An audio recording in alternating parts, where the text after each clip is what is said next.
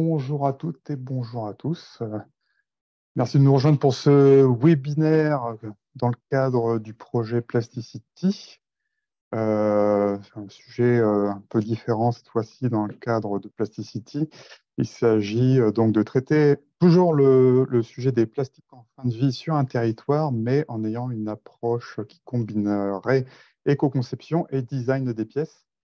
Euh, Jusqu'alors, dans les événements qu'on a pu tenir en présentiel ou en webinaire sur Plasticity, on a traité le sujet du recyclage des plastiques avec une approche somme toute commune, où on parlait de collecte, de tri, de procédés, de modèles économiques.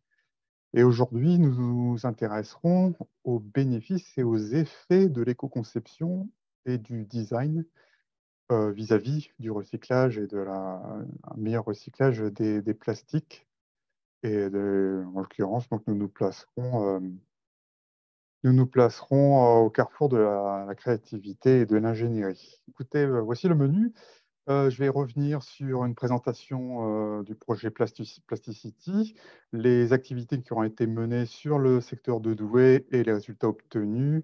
Et au cours de cette heure et demie, nous aurons donc 4 intervenants. Stéphane Goris, ingénieur conseil du cabinet Amuplast.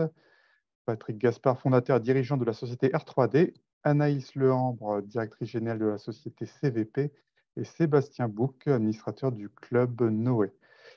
Quelques petites règles donc, pour ce webinaire. Les micros des participants, bien sûr, sont désactivés. Uniquement les micros des intervenants sont activés. Et vous aurez l'occasion de poser vos questions dans le chat. Je mentionne aussi que ce webinaire est enregistré et qui sera disponible à la fois sur le site du projet Plasticity et sur la chaîne YouTube de Team 2. Avec moi à l'organisation, Léa Masquet de Team 2 qui assure également le support. Je reviens donc sur Plasticity, qui est un programme Interreg, donc c'est un programme de coopération territoriale de l'Union européenne qui a pour objet de réduire les disparités entre les régions et de renforcer la cohésion, et d'encourager un développement économique optimal. L'Interreg de mer qui concernait Plasticity couvrait plutôt les côtes de l'Angleterre, de la France, de la Belgique et des Pays-Bas. Le projet avait débuté en 2019, avait reçu un budget de 9 millions d'euros cofinancé par le FEDER. Je dis à l'époque, puisque là, le projet Plasticity se termine à la fin mars. Il était axé sur le recyclage des plastiques dans les grandes zones urbaines et il fonctionnait sur un mode collaboratif multipartenaire. Et c'est la ville de Gand qui en était le leader. Donc, comme je vous ai dit, il se termine sur l'agglomération urbaine de Douai et les partenaires locaux étaient donc la société Test Recyclage, l'association Armin et le cabinet Willou, et bien sûr donc, le pôle de compétitivité Team 2.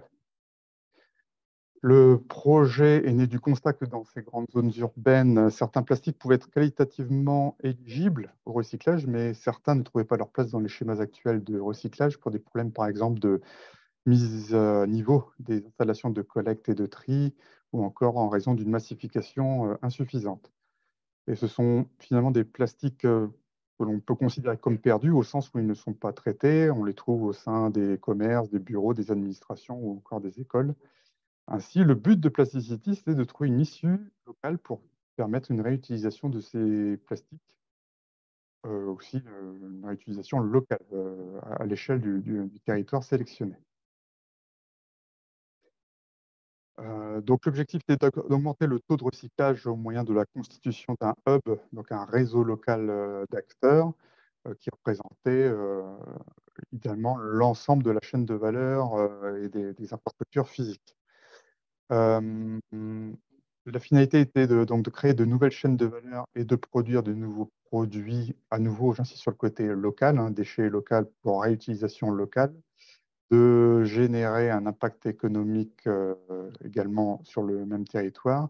Et il y avait aussi une dimension sciences humaines, au sens où il y a eu quelques travaux pour inciter au changement comportemental, pour comprendre les comportements des acteurs, les obstacles auxquels ils font face afin de les amener à progresser dans le recyclage. Sur Douai, voilà ce que nous avons réalisé en partenariat avec Test Recyclage, Armin et le cabinet Willoop. Nous sommes partis d'une collecte des clients de test recyclage. À partir de cette collecte, nous avons, hop, si je reprends ça, à partir de cette collecte, nous avons isolé plusieurs types de résines.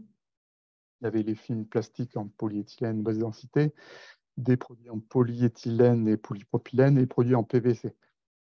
Après triage, nous sommes concentrés plutôt sur les films plastiques, puisque sur le territoire de Douai, il y a beaucoup de plateformes, de nombreuses plateformes logistiques. Donc, ça assurait un gisement qui est homogène, continu, de qualité, donc quantité homogène et plutôt et peu souillé. Et de plus, ces films sont facilement reprocessables et aussi compatibles avec les moyens qui étaient disponibles via Armin et l'IMT, l'école d'ingénieurs IMT de Douai. Une fois le broyage réalisé et en parallèle des caractérisations rhéologiques de la matière recyclée, nous avons procédé donc à une regranulation de la matière de manière à reformuler, à sortir des produits, des éprouvettes de caractérisation et de la matière qui nous permettent de refaire du film, un film plastique.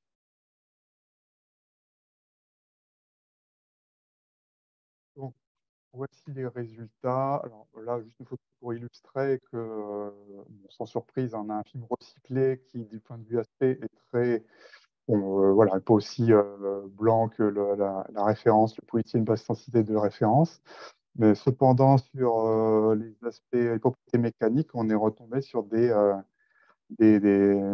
résultats proches entre la version polyéthylène recyclée et la version vierge. En parallèle, on a mené aussi une analyse de cycle de vie où on a donc comparé quatre scénarios. Le scénario de l'enfouissement, le scénario de l'incinération avec récupération d'énergie et ensuite de recyclage, un recyclage hors Europe et un recyclage Europe. Et le résultat, c'est que bon, le CV était meilleur, comme vous pouvez le voir, moins de 7% d'impact par rapport au cyclage hors Europe et moins 27% par rapport à une incinération, moins 30% par rapport à une incinération et moins 27% par rapport à un enfouissement, avec deux tiers des impacts qui étaient liés à l'extrusion au tri infrarouge